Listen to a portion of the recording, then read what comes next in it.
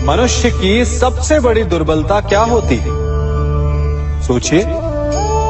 धन, प्रेम, अहंकार। मनुष्य की सबसे बड़ी दुर्बलता होती है उसके रहस्य।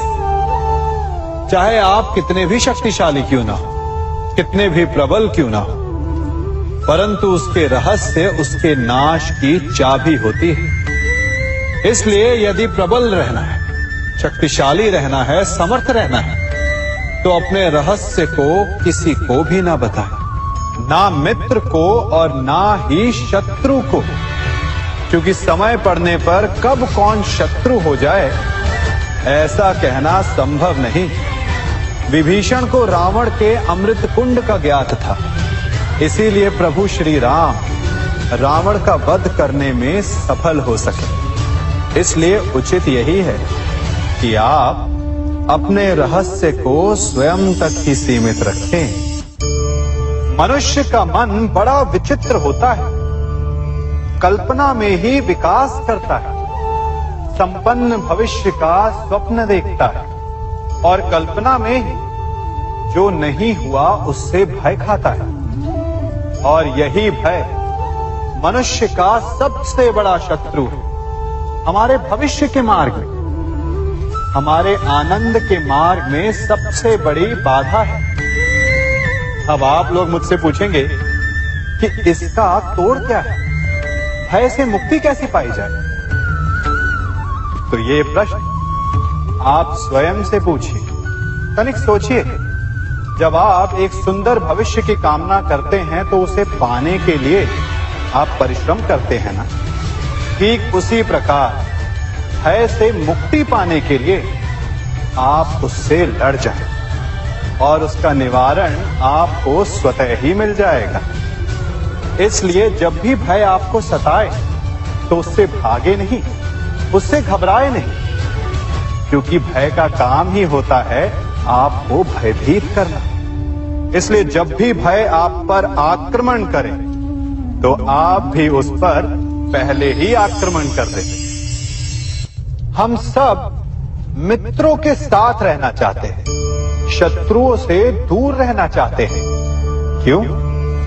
क्योंकि हमें जीवन में आनंद पाना है, जीवन में आगे बढ़ना है, स्वयं को संपन्न देखना है। और यदि किसी से भी आप पूछेंगे कि जीवन में सफलता पाने के लिए सबसे अधिक आवश्यकता किसकी होती है, तो हर एक आपको लगभग एक ही उत्तर देगा। सफलता प्राप्त करने के लिए आपको सच्चे मित्रों की आवश्यकता होती है। परंतु यदि आपको और अधिक सफल होना है तो आपको केवल मित्रों की नहीं, शत्रु की अधिक आवश्यकता है। अब आप कहेंगे, ये मैंने कैसी बात कर दी? तनिक स्वयं सोचिए। जब भी संकट आता है तो मित्र क्या करते हैं? आपकी सहायता करने के लिए आपके साथ खड़े हो जाते हैं। और संकट के समय में शत्रु और बड़ा संकट बनकर हमारे समक्ष खड़े हो जाते हैं। मित्र हमें सहायता देते हैं, अपनी शक्ति देते हैं, परंतु शत्रु आपके भीतर छिपी शक्ति को बाहर लाता है, आपको और अधिक बलवान बनाता है। संगति या साथ, मित्र और साथी मनुष्य के व्यक्तित्व के लिए सबसे महत्वपूर्ण होते हैं। अब आप कहेंगे, ये कैसे?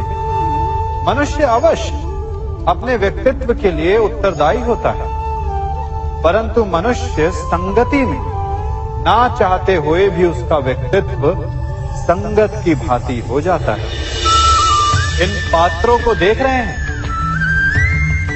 मध्य में जल रखा है, इसमें दूध है और इसमें मलिन कीचड़ रखा है। यदि मैं इस जल को इस दूध में मिलाता हूं तो ये जल दूध बन जाता है, और यदि इसी जल को इस मलिन कीचड़ में मिलाता हूं तो क्या हुआ?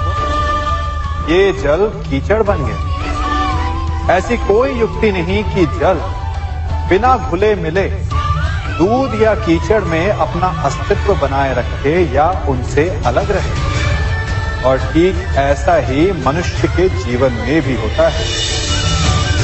यदि एक गुणहीन व्यक्ति गुणवानों की संगत में बैठे तो उसे भी गुणवान समझा जाता है, सम्मान का पात्र समझा जाता है।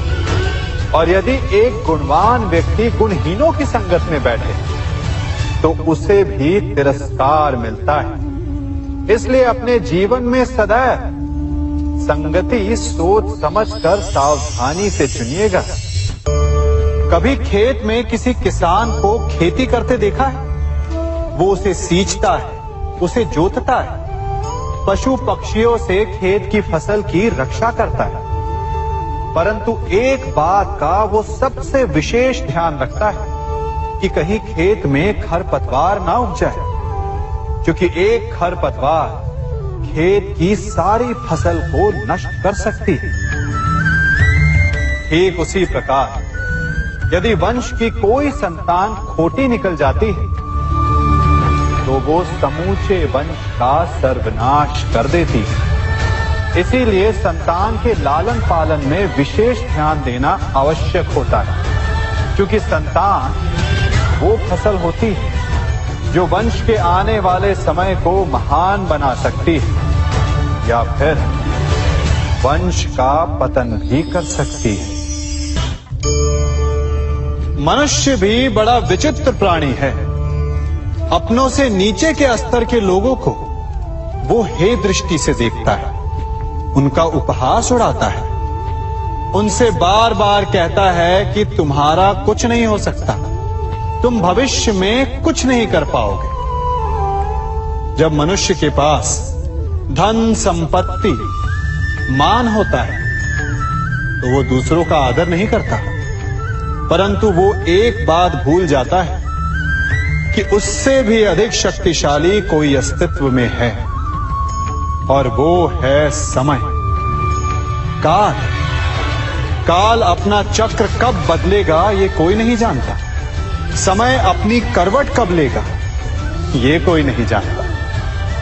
कोयला भी समय के साथ साथ हीरे में परिवर्तित हो जाता है। इसलिए जीवन में कभी भी किसी का भी उपहास नहीं उड़ाना चाहिए।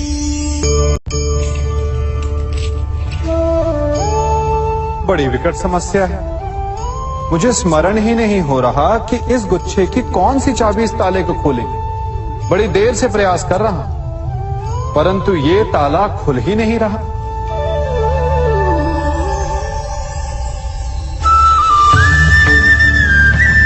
ऐसी परिस्थिति में आप क्या करेंगे? अधिकतर लोग ऐसी परिस्थिति में अपनी आशा खो बैठते हैं। उन्हें लगता है कि चाबी खो गई। वो तिलमिला जाते हैं, क्रोधित हो उठते हैं। परंतु उस समय धैर्य रखें तो गुच्छे की अंतिम चाबी ताला खोल सकती है। कुल्हाड़ी का अंतिम प्रहार वृक्ष को काट के गिरा देता है, परंतु क्या सत्य में कुल्हाड़ी का अंतिम प्रहार वृक्ष को काट के गिरा देता है? आपको आपका लक्ष्य दिला देता है? नहीं, आपका निरंतर प्रयत्न ही आपको सफलता दिलाता है। जब आपका मन निराश है तो अपने कार्य में दुगनी उत्साह से जुट जाए, क्योंकि अनावरत बहता जल ही कठोर चट्टान को काट सकता है। सफलता का मूल है परिश्रम, प्रयास और आशा। मनुष्य का जीवन ऋतुओं के समान होता है। आज ग्रीष्म तो कल वर्षा, परसों शीत। तनिक संकट आया तो हम संयम खो बैठते हैं, तनिक ऋतु बदली तो हम अधीर हो जाते हैं। अपने आक्रोश में, अपने क्रोध में हम उनसे ही संबंध बिगाड़ लेते हैं जो हमारे अपने होते हैं। क्यों ऐसा होता है ना? हमें लगता है कि हमारे अपने फिर से मना लेंगे, परंतु स्मरण रखिए सदा ऐसा करना संभव नहीं होता। सागर की उछलती लहरों को तट सहता है, और यदि तट ही टूट जाए तो बाढ़ आ जाती है। हमारे संबंध भी दूध की भांति होते हैं। दूध तपकर उबल सकता है, परंतु यदि उसमें खटास आ जाए तो वो फट भी जाते हैं। और फटे दूध को चाहे जितना मत लो, उसमें से माखन नहीं निकलेगा। इसीलिए अपने संबंधों को संभल कर निभाना चाहिए।